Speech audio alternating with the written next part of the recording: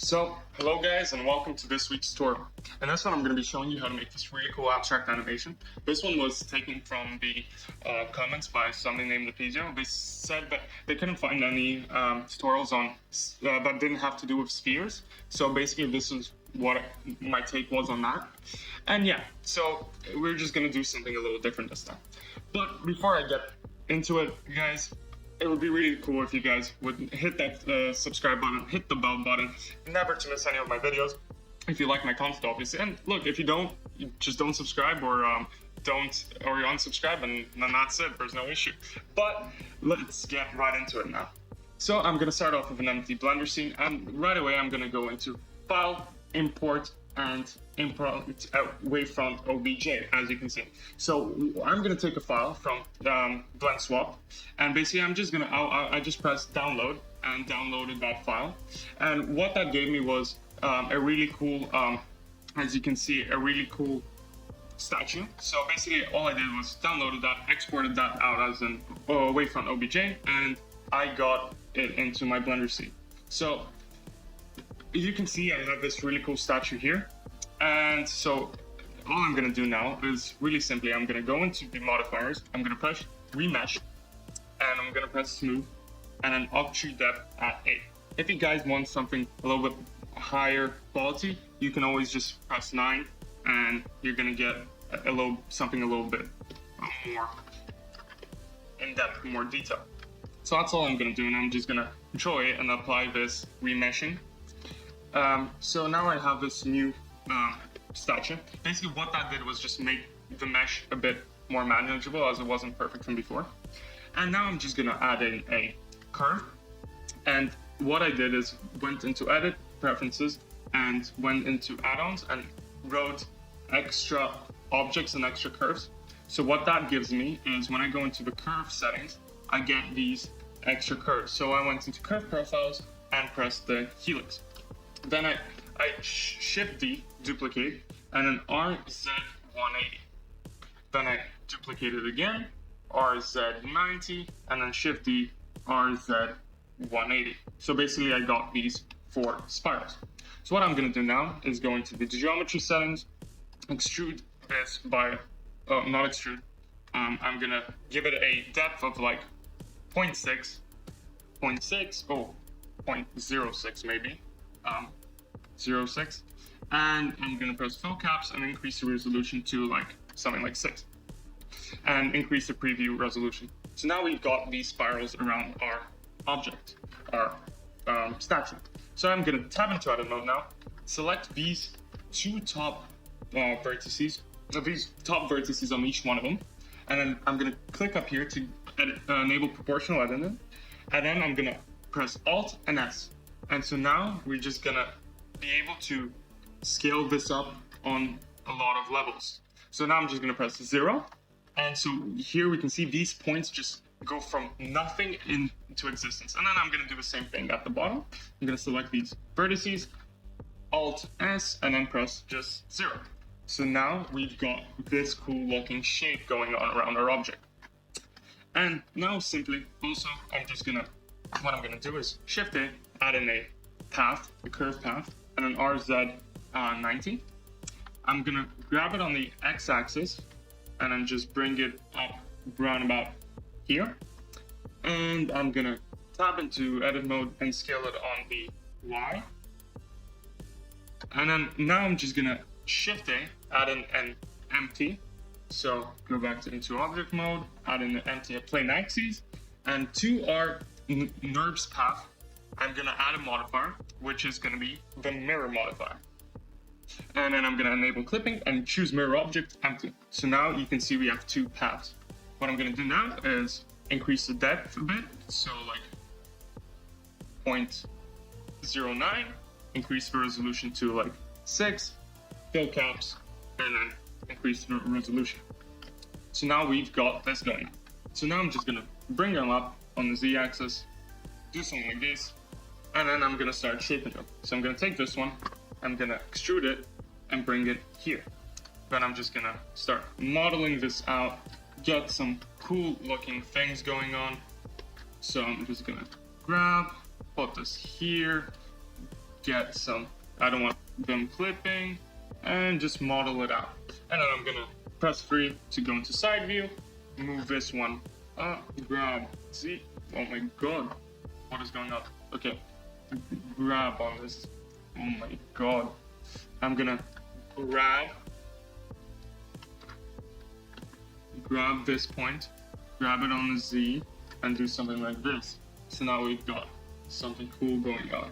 And then I'm gonna grab this last point, grab on the Z, just maybe like this. And that's about it. So I've got this cool shape going.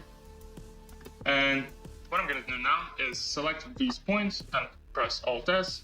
Again, press 0. And then on these back points, I'm gonna press Alt S and then increase this and just press 0. So what this did now is it made this shape. So finally, I'm just gonna convert these all into meshes, convert to mesh, and we're done with our modeling. So just add an icosphere. Sorry, whoever suggested this video, but yeah, I'm still gonna use a ball at some point here. There's no way you won't. So scale on like 0.25, grab it here, move it somewhere around here. I maybe scale it up a bit, place it around here. And now I'm just gonna press F3 and write quick liquid. So now it's gonna make us a domain and everything we need. So I'm just gonna scale on the Z. So basically fit this to my space, where I want my liquid to be at.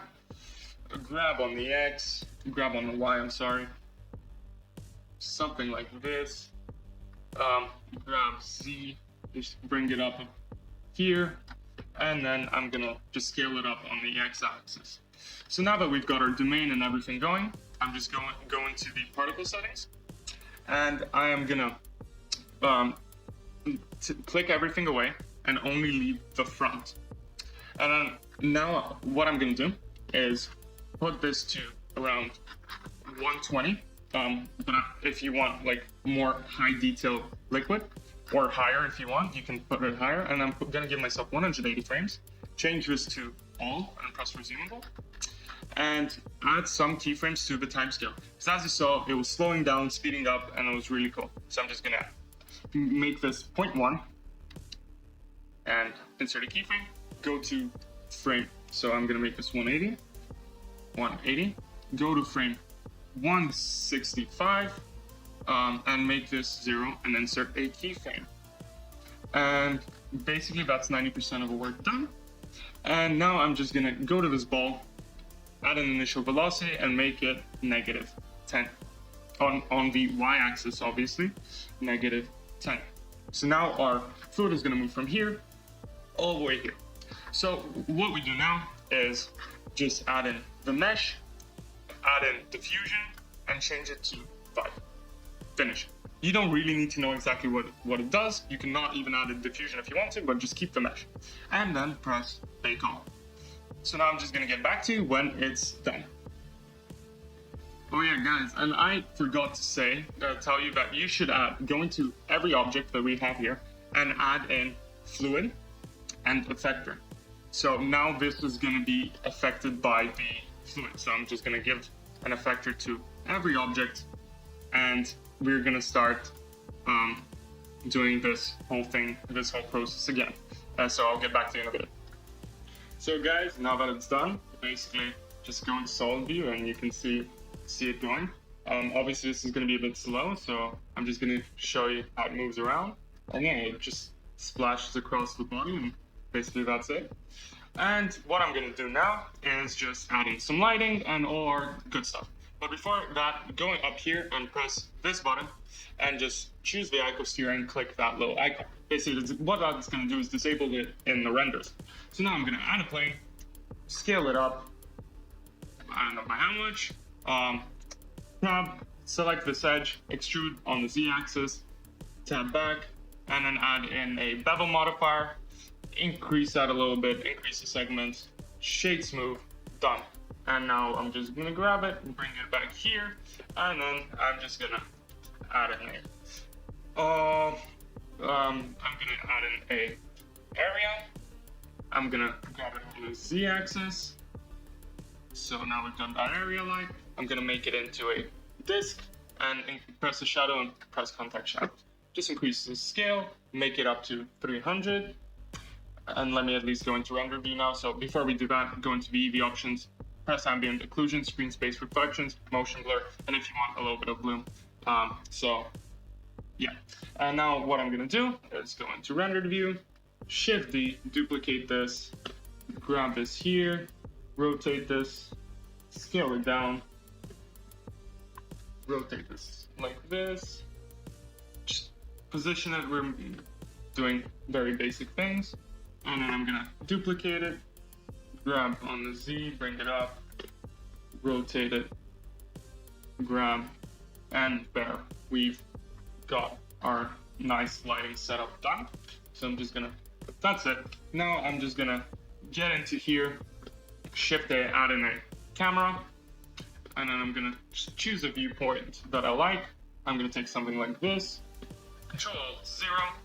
I'm gonna bring the focal length to 80 degrees, grab, and then move out a little bit. So basically, I dropped something. Anyways, so now we can get into shading. So go into the shading workspace. I'm just gonna move this light out of the way because I don't like what it's doing to the background. So that's it.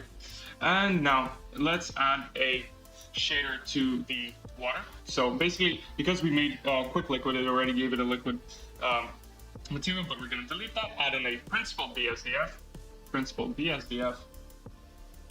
plug that into the surface. We've got this going on. I'm going to increase the roughness a little bit, increase the specular to maximum, and then I'm going to Shift A, add in a gradient texture. So gradient texture, plug the color into the color, Shift A, add in a color ramp, bam, we've got that. Then press Control T if you have no triangle enabled, and then choose the object coordinate into here, and then here put -90 and 90. And so now we've got this going on. So I'm just gonna change these colors a bit. So I'm gonna make this a nice, let's say, purple. Nice purple. I'm gonna add in another color. I'm gonna make this a nice red, strong hot red, and then I'm gonna add one more color, just a nice blue, nice deep blue. So I'm just gonna edit this around, move these around, and basically here we've got it. We've got our color palette.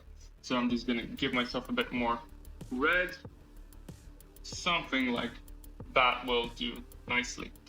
And now I'm gonna add a material to the no spirals. It's just gonna be legit a metallic material, just no roughness, metallic, and increased specular. And that's it. And finally, nearly finally, we're gonna add a material to this little thing. So I'm gonna click it, then shift click on the water, and then Control L and link materials.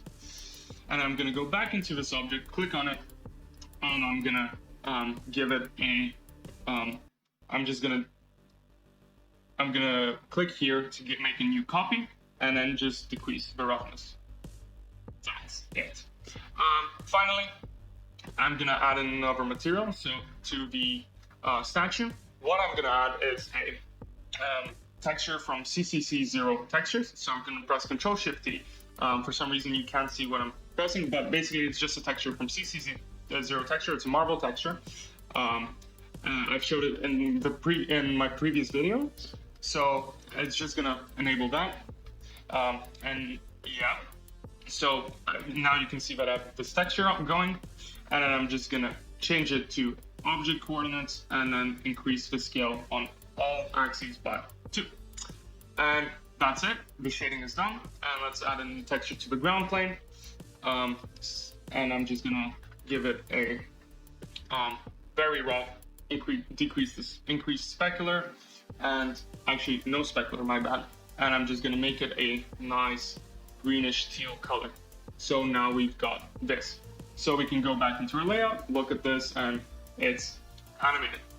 So yes, obviously it's gonna be a bit difficult on your computer to preview it, but now we just go into the exporting tab, we just choose a file. I'm gonna call this subscribe, like always, because I love when people subscribe.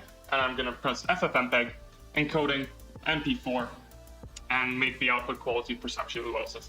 And then if you hit F12 or Control F12 to render an animation, you're gonna get an animation something like this. Basically here all I did different is just changed my camera angle, and it was actually a more bluish background color. But that's it. So yeah, and if you guys want the reverse also, you just bring it out into another program and just reverse the videotape and just merge it back together. Really simple. So basically that's it for my tutorial, for this tutorial. And yeah, guys, if you enjoyed, make sure you subscribe and check out more of my videos I post every week. And yeah, let's see you guys in the next one. Thank you for watching. So basically that's it for my tutorial, for this tutorial. And yeah, guys, if you enjoyed, make sure you subscribe and check out more of my videos I post every week. And yeah, let's see you guys in the next one. Thank you for watching.